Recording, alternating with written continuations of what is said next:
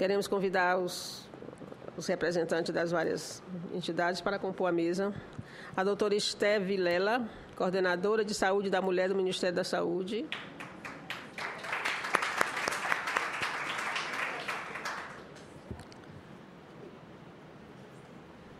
A doutora Daphne Ratner, é isso? Tá certo? Rede pela Humanização do Parto e do Nascimento. Reúna.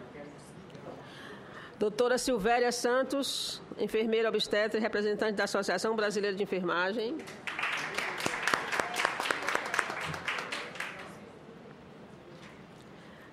Doutor Maurício Silva Miranda.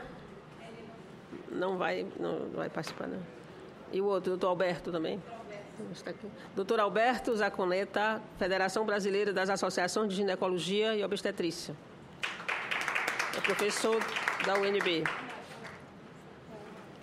Bom, como de praxe nas audiências, a gente começa se dando um tempo de fala de 10 minutos, depois a gente prorroga mais 5, até 20 é o limite. 20 é o limite. Tá certo? A gente...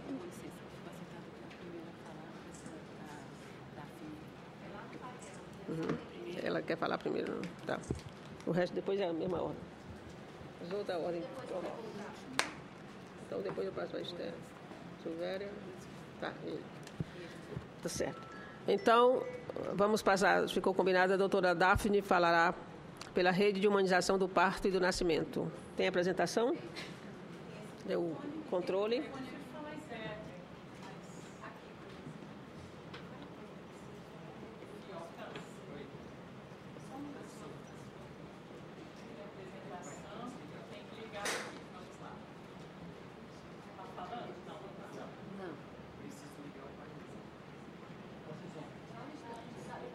Tem um microfone sem fio, né?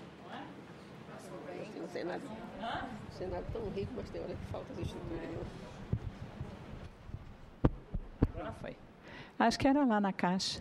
Bom dia a todos. Muito obrigada. Agradeço o convite. Eu acho de extrema importância essa audiência pública aqui no Senado Federal, trazer um problema que é das mulheres e da população desde sempre para essa Casa das Leis. Eu posso pedir para ir para o primeiro?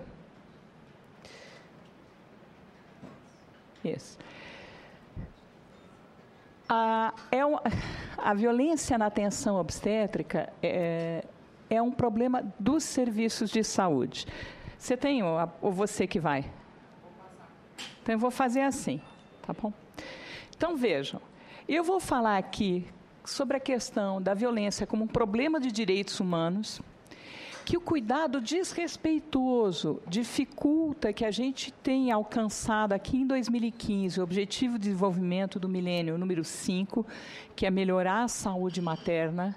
Vou dar alguns exemplos de violência obstétrica, comentar a questão da formação profissional, do treinamento de serviço, e a gente... tem aqui a professora Silvéria e o professor Zanconeta para falar da questão educativa e o executivo para falar de como é no serviço.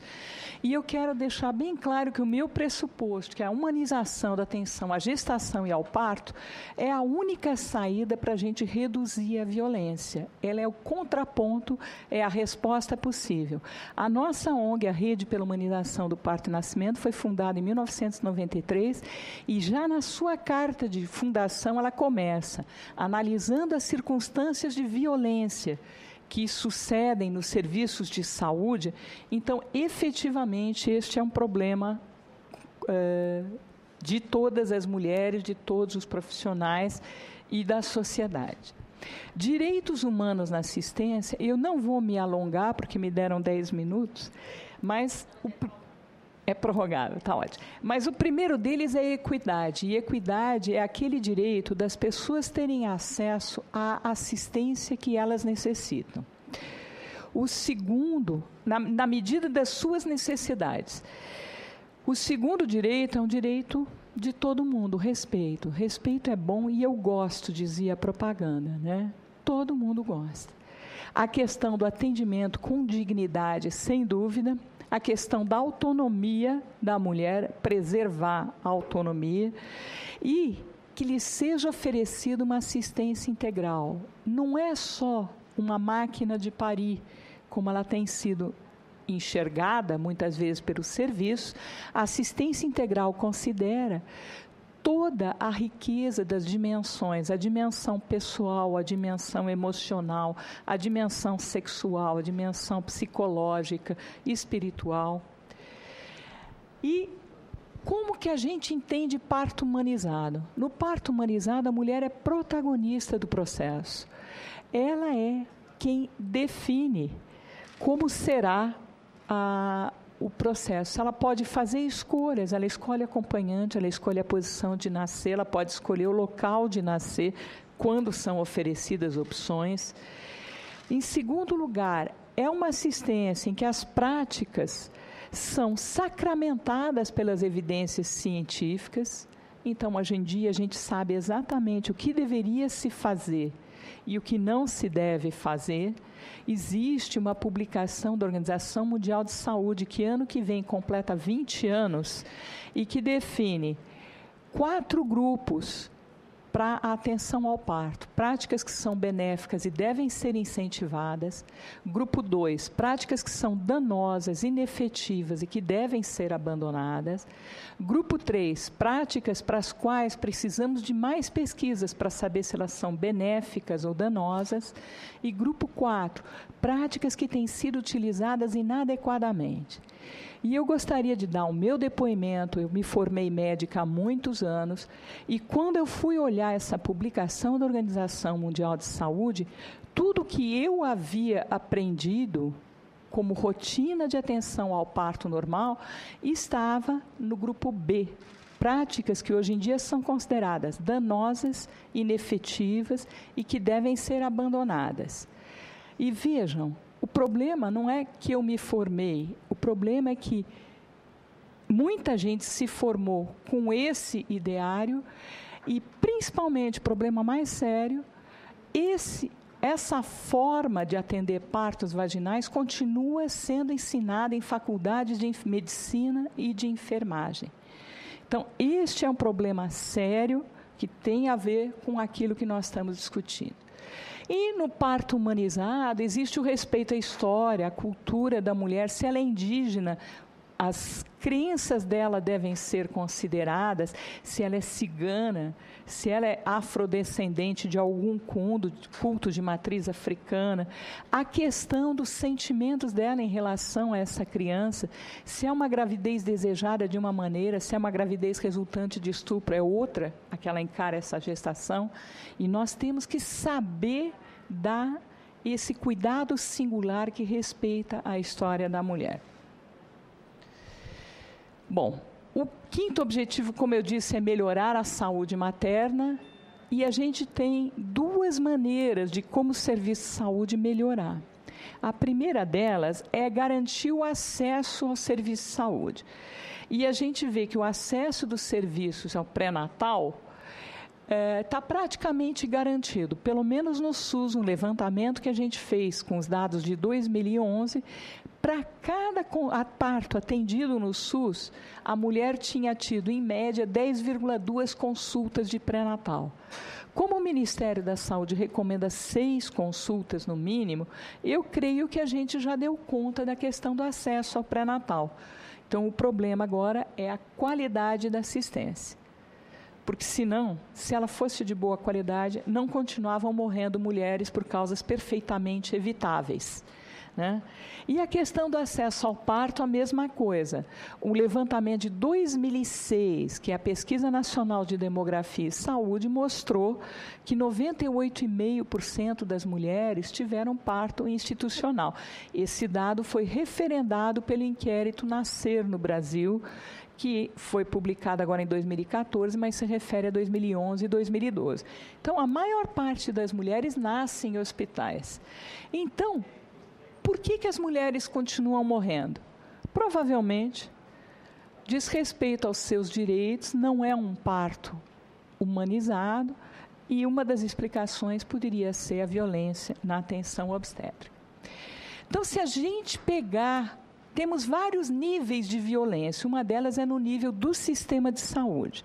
Nós temos a Lei 11.634, que é de 2007, foi proposta pela deputada Luísa Irundina, e até hoje, nós já temos muitos anos decorridos, mulheres não têm garantia de vaga. Eu peguei esses dados de 2014, né?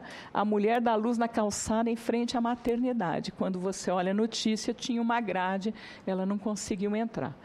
E a outra que chegou no SAMU, SAMU não é lugar de ter parto, e teve. Então, temos ainda esse problema. O sistema de saúde é um sistema complexo. Eu gostaria de deixar bem claro que a gente tem um sistema tripartite, em que a gente tem as diretrizes que vêm do Ministério da Saúde, mas a execução é dada pelos estados e municípios, e muitas vezes eles não conseguem se estruturar para dar conta de que essa garantia nos serviços seja efetivada.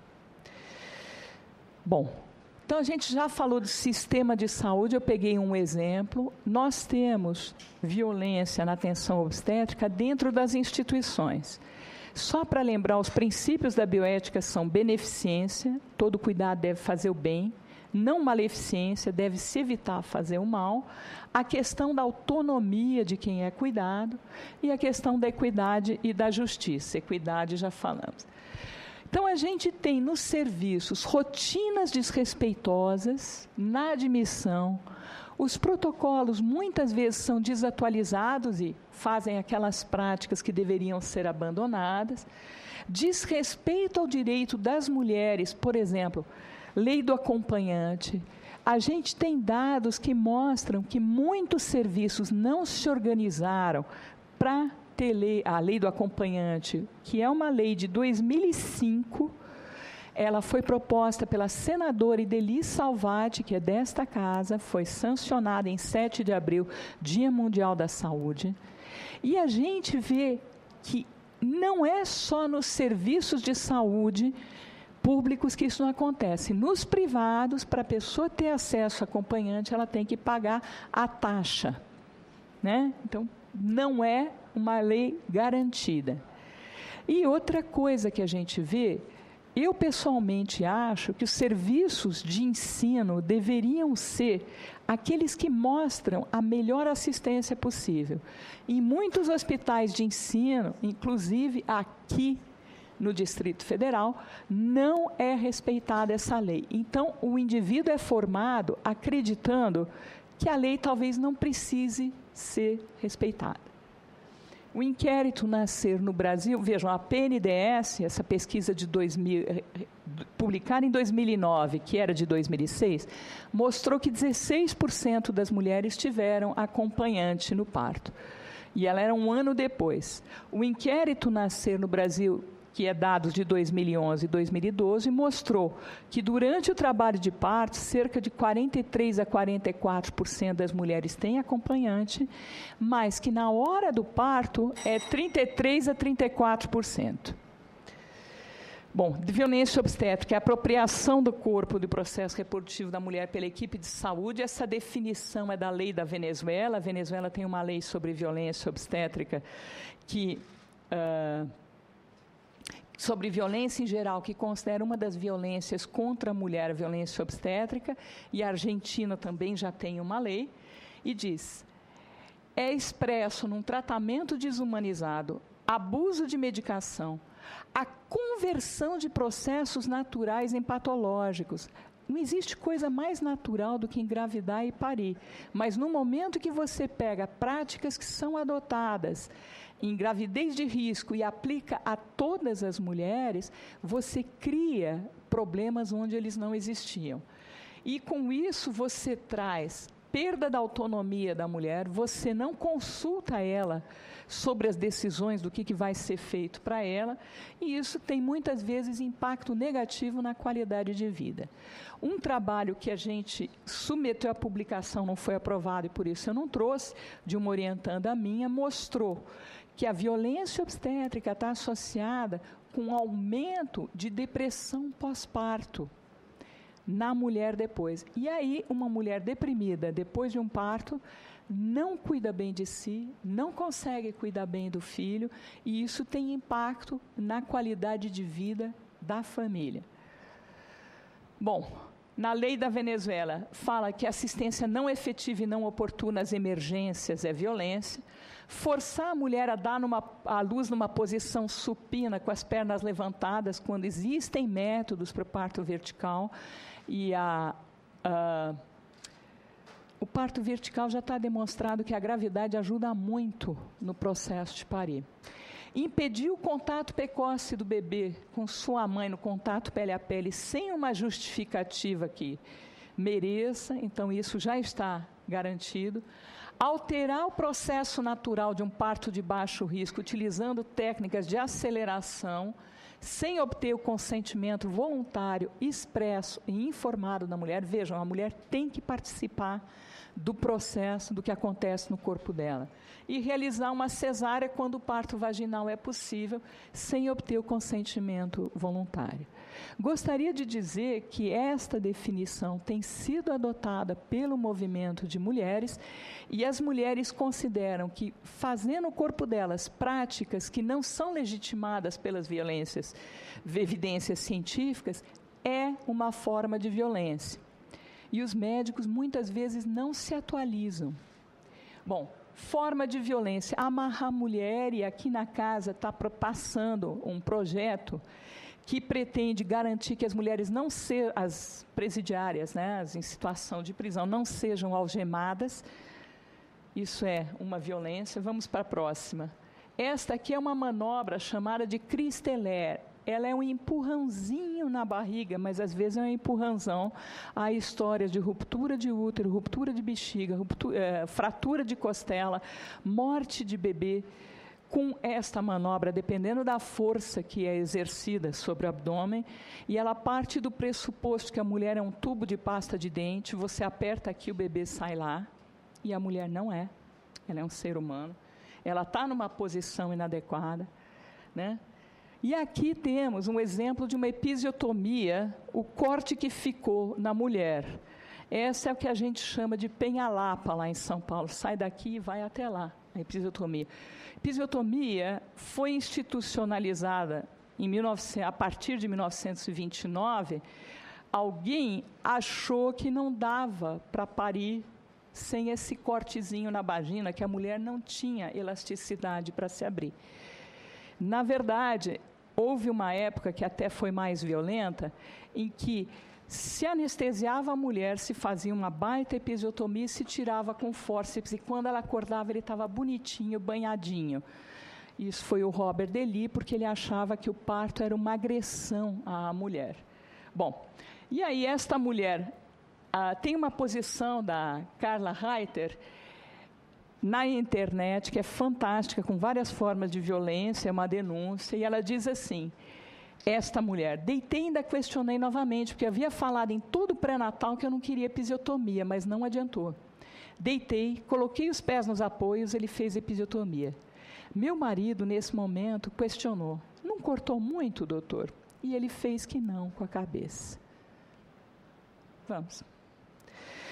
Segundo um artigo da Simone Diniz e Alessandra Chachan, elas comentam que na cultura obstétrica a gente tem o corte por cima e o corte por baixo. Quando não é cesárea, é a episiotomia. E num trabalho feito nos anos 90, 94% das mulheres que tinham sido submetidas ao parto vaginal, que tinham passado por um parto vaginal, tinham sido submetidas à episiotomia, que, segundo a Organização Mundial de Saúde, deveria ocorrer em menos de 10%.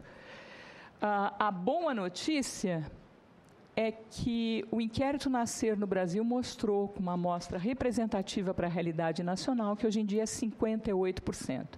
Mas há serviços abaixo de 30% e é possível ter menos que 10%. As taxas de cesárea desnecessária também é uma violência, né, implantada. E a pesquisa da Fundação Perseu Abramo, em 2010, realizada em parceria com a USP e com o SESC, detectou que 25% das mulheres falaram que tinham tido alguma forma de violência no parto. Diferentes maneiras, violência física, violência por negligência, violência por verbal. As coisas que a mulher ouve são muitas vezes humilhantes. E falamos no início de dignidade. Vamos em frente. Vejam, a gente percebe que ela acontece independente da educação, mas que ela é mais frequente na população parda. E, efetivamente, no trabalho que a gente fez, que vai ser publicado, ser negra, parda ou preta aumenta e muito a depressão pós-parto, associada à violência verbal, aumenta e muito a depressão pós-parto.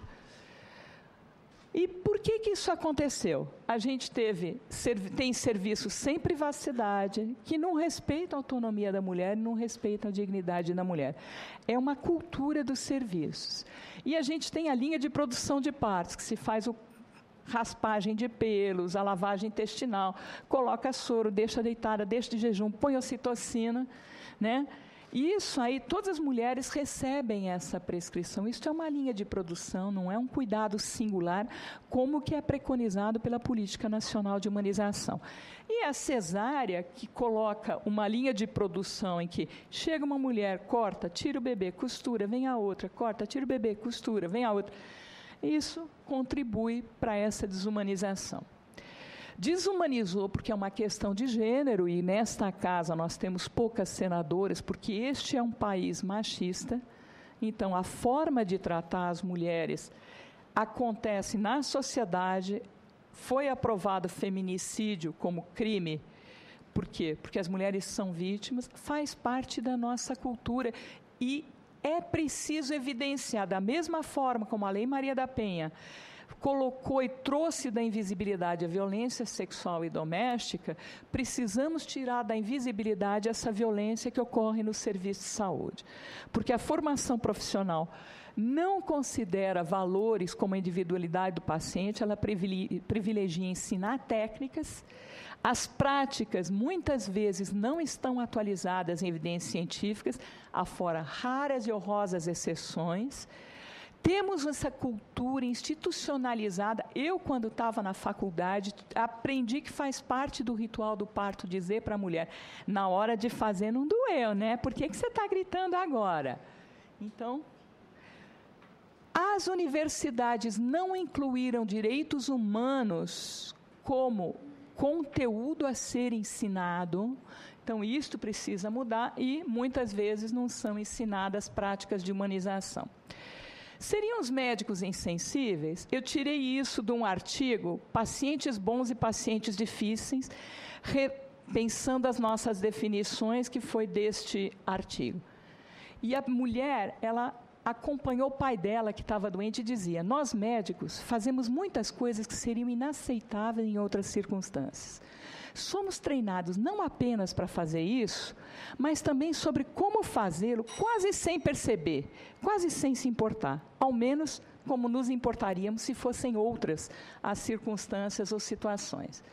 Então, a gente precisa mudar a cultura institucional, ter uma atenção humanizada que reconheça a mulher como um sujeito, não como um objeto de cuidado, incluindo-a nas decisões sobre o cuidado do corpo dela, adotar práticas pouco invasivas e baseadas em evidências científicas e reduzir os procedimentos sem base em evidências científicas.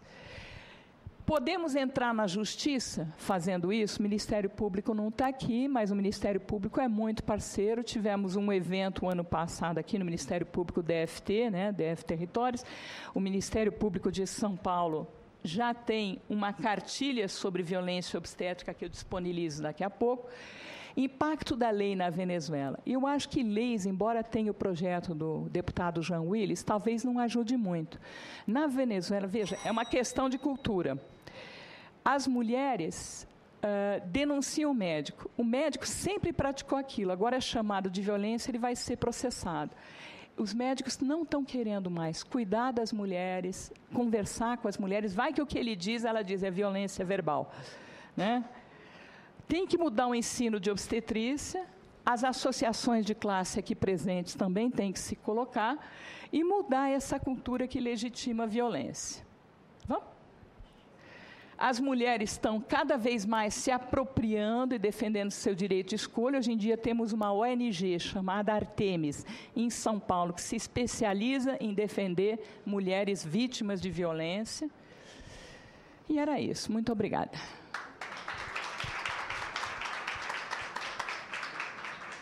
Peço desculpas, mas eu tinha muita coisa para dizer. Obrigada, doutora Daphne, que a gente trabalha com... Se a gente tiver tempo, a gente vai retornar para...